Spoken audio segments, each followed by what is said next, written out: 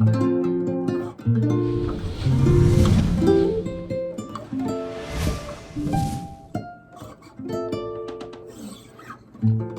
we're looking at slash chords. This one happens to be called a F over A. See, if we look at these two fingers here, they're both playing F notes, and then we get the over A by we're playing an A in the bass there. And that's the full chord tab. And you can do things with it like walk-ups.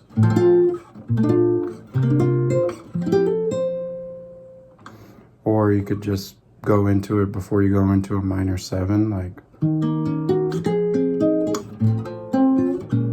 instead of just doing. See you guys next week.